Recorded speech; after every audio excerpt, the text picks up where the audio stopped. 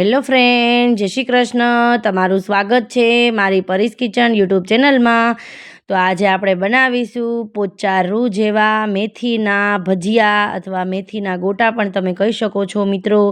આ બહુ ટેસ્ટી એવા અને એકદમ પોચા રૂ જેવા જાળીદાર આપણા આ ભજીયા બનીને તૈયાર થઈ ગયા છે મિત્રો. અને આપણે આખી જ રેસીપી જોવાની છે.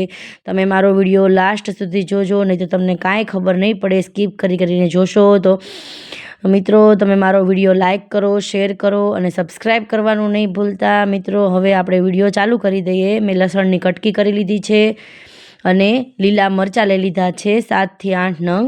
તો આપણે તેને ઝીણા ઝીણા ટુકડામાં આવી રીતે કટિંગ કરી લેવાના છે. તમે આને ખાંડીને પણ લઈ શકો અને મિક્સી જારમાં પીસીને પણ લઈ શકો, પણ તમે આવા ટુકડા કરી અને તમે આ ભજીયાની અંદર નાખશો તો ટેસ્ટ સારો આવશે અને મોઢામાં દાઢે ચડશે તો ખાવાની મજા આવશે. તો આપણા જે લીલા મરચાંના ટુકડા છે તે તૈયાર થઈ ગયા છે અને લસણની કટકી પણ મેં પહેલેથી કરી રાખી છે. લસણની કટકી થોડી વધારે કરવાની છે કેમ કે લસણની કટકી અને લીલા મરચાંનો ટેસ્ટ આ ભજીયામાં ખૂબ જ સરસ લાગે છે. હવે આપણે ઝીણા ધાણા પણ સુધારી નાખશું મિત્રો. તમે આ ટિપ્સથી આ ભજીયા બનાવશો તો એકદમ જાળીદાર રૂ જેવા પોચા ભજીયા થશે તૈયાર અને ખાવાની ખૂબ મજા આવશે. વરસાદ પડતો હોય છે અને આ ભજીયા આપણે બનાવીને કરીને ખાઈએ તો વરસાદને માણતા બહુ જ મજા આવે છે આ ભજીયા ખાવાની. તમે આ રીતથી ભજીયા કરશો તો તમારા પોચા ભજીયા થશે. ઘણાના ભજીયા છે તે ડૂચો વળી જાય છે. હવે મેં થોડી ભાજી લઈ લીધી છે 1 કપ જેટલી. મેં આ 1 કપ ભાજી લઈ લીધી છે એટલે 250 ml જેટલી મેં કપ લઈ અને માપથી ભાજી લીધી છે મિત્રો. બહુ વધારે ભાજી નાખશો તમે તો કડવો ટેસ્ટ આવે છે ભજીયામાં, એટલે આપણે માપથી જ બધું બનાવવાનું છે. હવે હું અડધી ચમચી જેટલા લીંબુના ફૂલ લઈ લઈશ મિત્રો. લીંબુના ફૂલ અને ખાંડની આપણે પાણી બનાવવાનું છે. તે પાણીથી આપણા ભજીયા છે તે એકદમ જાળીદાર અને પોચા રૂ જેવા બને છે. મેં અડધી ચમચી જેટલા લીંબુના ફૂલ લઈ લીધા છે. તમે લીંબુના ફૂલ નથી વાપરતા તો તમે લીંબુ પણ નાખી શકો છો. અડધી ચમચી આપણે લીંબુના ફૂલ જે માપથી લીધા હોય ચમચીથી એ જ ચમચીના માપથી આપણે 3 ચમચી જેટલી ખાંડ નાખવાની છે અને આ 2 વસ્તુ ડૂબે તેટલું આપણે પાણી એડ કરી દેવાનું છે. બહુ વધારે પાણી નથી નાખવાનું. હવે આપણે એકદમ સરસ રીતે આને હલાવી અને બધું ઓગાળી નાખવાનું છે. જ્યાં સુધી જ્યાં લીંબુના ફૂલ ને ખાંડનું પાણી ઓગળે ત્યાં સુધી આપણે ચણાના લોટને બધો જ ચાળી લેવાનો છે. મેં આ 250 mlના કપથી માપ લઈ અને ચણાનો લોટ લીધો છે. 2 થી 2.5 કપ જેટલો મેં આ ચણાનો લોટ નાખી દીધો છે. આ 2 કપ નાખેલો છે અને પછી મેં પાછો થોડો ચણાનો લોટ નાખ્યો છે મિત્રો. તમે આવી રીતે આ કપના મદદથી અથવા કોઈ બાઉલના મદદથી તમે આ બધું માપથી કરશો તો એકદમ સરસ રીતે પરફેક્ટ વસ્તુ બનશે અને ભજીયા પણ એકદમ પરફેક્ટ બનશે. ઘણાના ભજીયા છે તે એકદમ કડક થઈ જતા હોય છે, લાલ થઈ જતા હોય છે અને ખાતા જ ડૂચો વળે છે ગળામાં. તો તમે આવી રીતે કરશો ભજીયાનું માપ સાથે તો સરસ એવા ભજીયા થશે. એ જ કપ મેં અડધો પાછો લઈ લીધો છે એટલે 250 mlના 2.5 કપ મેં લીધા છે. 2 કપ આખા અને 1/2 કપ. હવે હું તેમાં બધા જ મસાલા એડ કરી દઈશ. આપણે લસણની કટકી કરી હતી તે એડ કરી દઈશું. પછી લીલા મરચાં અને ધાણા પણ નાખી દેવાના છે. અને મિત્રો તમે આવી રીતે એક વખત ભજીયા બનાવશો તો ખાવાની પણ મજા આવશે અને ઠંડા થશે તો પણ એકદમ પોચા રૂ જેવા અને જાળીદાર જ રહેશે. ઘણાના ભજીયા છે તે ડઠ્ઠર થઈ જતા હોય છે અને ખાવાની મજા નથી આવતી. હવે મેં મેથીની ભાજી પણ બધી સરસ રીતે પાણીથી વોશ કરી નાખી છે. હવે નીતરી ગયું છે પાણી અંદર બધું. હવે હું અંદર નાખી દઈશ મિત્રો. બહુ વધારે તમે ભાજી નાખશો તો આપણા ભજીયા છે તે કડવા લાગે છે અને તેલ પણ પી જાય છે ભજીયા વધારે ભાજીના કારણે. એટલે બધું જ માપથી જ નાખશો તો એકદમ સરસ રીતે પરફેક્ટ વસ્તુ બનશે. મેં સ્વાદ અનુસાર મીઠું નાખી દીધું છે અને આપણે બધું જ હાથથી જ એકદમ સરસ રીતે મિક્સ કરી દેવાનું છે. બહુ વધારે પડતું મિત્રો હાથ આમાં નથી નાખવાનો, નહીં તો આપણા ભજીયા છે તે ચીકણા તૈયાર થશે. હવે આપણે જે લીંબુના ફૂલ અને ખાંડનું પાણી છે તે બની ગયું છે. હવે મેં નાખી દીધું છે બધું. ધીરે ધીરે હું પાણી પણ એડ કરી અને હાથના મદદથી આવી રીતે ધીરે ધીરે હલાવીશ. બહુ વધારે પડતું આમ ભીસ દઈ અને આ ભજીયાનું બેટર આપણે હલાવવાનું નથી. અને મેં હુંફાળું ગરમ પાણી લીધું છે, કેમ કે આપણા ભજીયા છે તે એકદમ જાળીદાર અને પોચા રૂ જેવા બનશે. મિત્રો, તમે હુંફાળું ગરમ પાણી નાખશો એટલે સરસ એવા ભજીયા બનીને તૈયાર થશે. એક વખત જરૂરથી ટ્રાય કરજો આવી રીતે ભજીયા.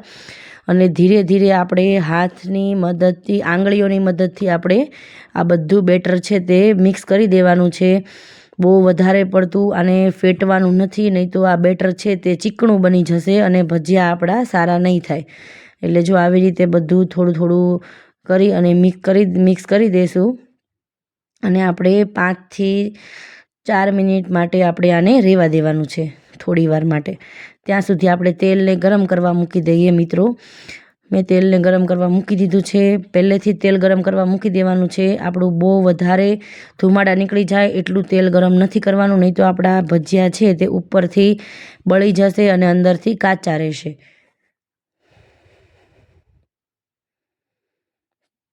આપણું ભજીયાનું તેલ ગરમ થાય ત્યાં સુધી આપણે પાછું બેટર છે તે થોડું જોઈ લઈએ. એમાં થોડું પાણીની જરૂર પડે તો પાણી તમારે પણ એડ કરી અને થોડી ફટાફટ આવી રીતે ધીરે ધીરે કરી અને હલાવી નાખવાનું છે.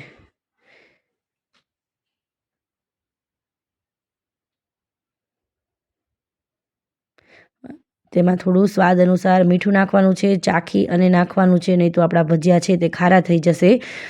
હવે આ ભજીયામાં નાખવા માટે મેં ધાણા લીધેલા છે, આખા ધાણા આવે તેને આપણે વાટી અને ખાયણી દસ્તામાં જ આપણે આને ખાંડી નાખશું અધકચરા, અને આપણે તેને નાખી દેવાના છે.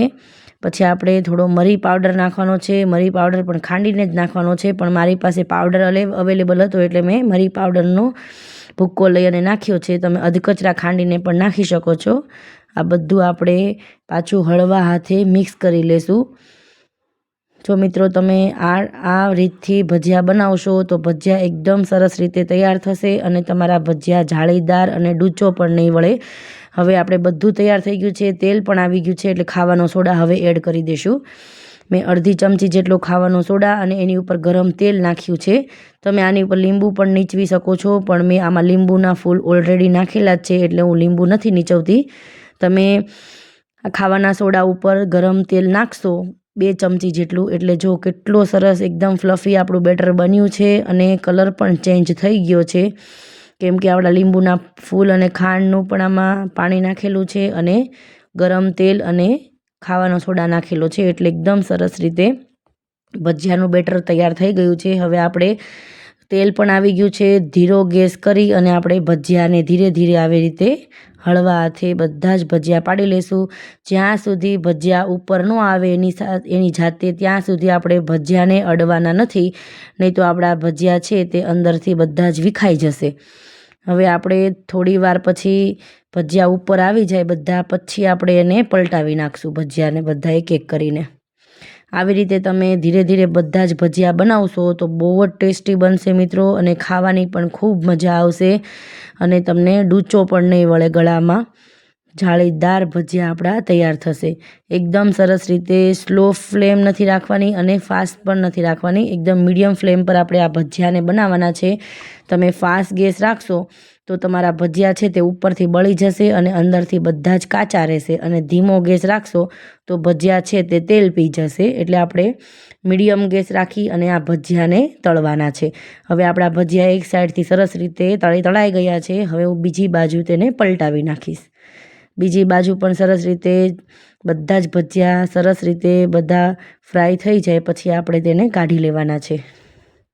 બહુ વધારે લાલ નથી થવા દેવાના મિત્રો, નહીં તો આપણને ભજીયા છે તે ખાવાની મજા નહીં આવે. થોડા મસ્ત થાય બ્રાઉન જેવા પછી આપણે એને નીકાળી દઈશું.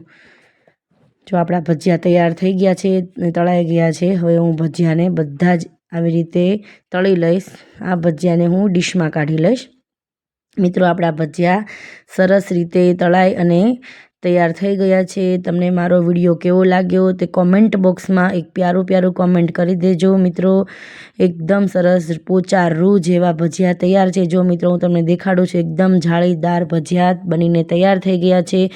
જોતાં જ મોઢામાં પાણી આવી ગયું છે મિત્રો. આ વરસાદની સિઝનમાં આ ભજીયા ખાવાની ખૂબ મજા આવે છે. બહુ જ સરસ બન્યા છે મિત્રો. લાઈક કરો, શેર કરો અને સબસ્ક્રાઈબ કરવાનું નહીં ભૂલતા. Bye bye.